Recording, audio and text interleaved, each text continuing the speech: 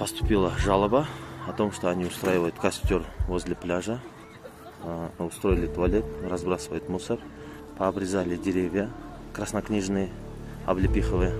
Здесь же разливали бензин на моторные такие генераторы. Там еще гидроциклы есть.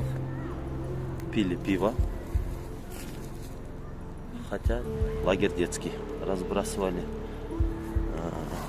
влажные салфетки